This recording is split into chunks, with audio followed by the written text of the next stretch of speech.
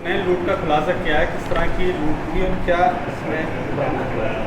देखिए, दिनांक 25 जुलाई को छपरावत स्टेशन के पास एक व्यक्ति का शव मिला था जिसके सिर में चोट के निशान थे और बाद में उस व्यक्ति की पहचान शिनाख्त ई रिक्शा चालक के रूप में हुई और उसका ई रिक्शा गायब था। उसका नाम लोकेश था, उम्र लगभग 30 वर्ष की थी, जो सुदामापुरी कस्बा गुलावटी में निवास करता था।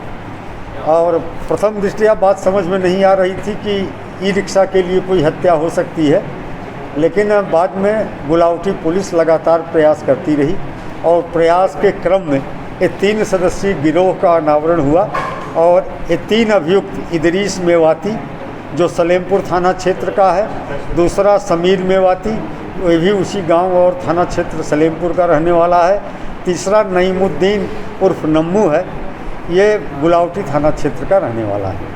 इनका जो मुख्य पूछताछ में तथ्य जानकारी में आया कि मकसद ये रहता है कि ई रिक्शे को भाड़े पर तय करके ले जाते हैं। अगर वो पीने वाला है तो साथ में किसी शराब के ठेपे के उसको शराब भी पिलाते हैं। इस प्रकरण में इन लोगों ने मृतक को शराब पिलाई और जब वो थोड़ा सा नशे की हालत में हो गया तो उसको 100 रुपये में ठेका लेकर और ई रिक्शा से छपरावत स्टेशन के लिए चले।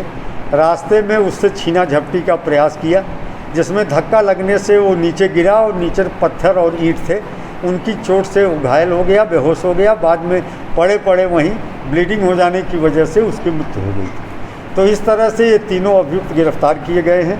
इनके कब्जे से तमंचे, कारतूस, हीरो होंडा मोटरसाइकिल और वो लूटा गया ई रिक्शा बरामद हुआ है।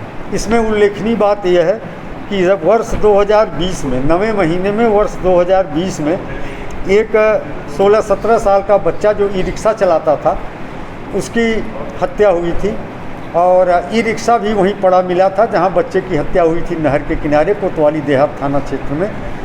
और हम लोगों का जो प्रयास था, चूँकि ई रिक्शा वहाँ मौजूद था तो किसी ने लूट के दिमाग से इस संबंध में नहीं सोचा और प्रथम दृष्टया प्रतीत भी नहीं हो रहा था कि ये कोई लूट का मामला है। लेकिन उस समय इसी गिरोह ने केवल उस ई रिक्शा की बैटरी चुराने के उद्देश्य से किराए पर उस ई रिक्शे को लिया और उधर ले गए। ले जाने के बाद बच्चे को बेहोश करने के इरादे से इन्होंने सिर में डंडा मारा पीछे से बैठे हुए और चोट लगने से बच्चा अर्धमूर्छित हो गया। तो उस ई रिक्शा की बैटरी निकाल करके, 2 बैटरी थे उसमें, निकाल करके साथ लेके चले गए थे। तो उस अभियोग का जो अब तक अनावृत था, इनके माध्यम से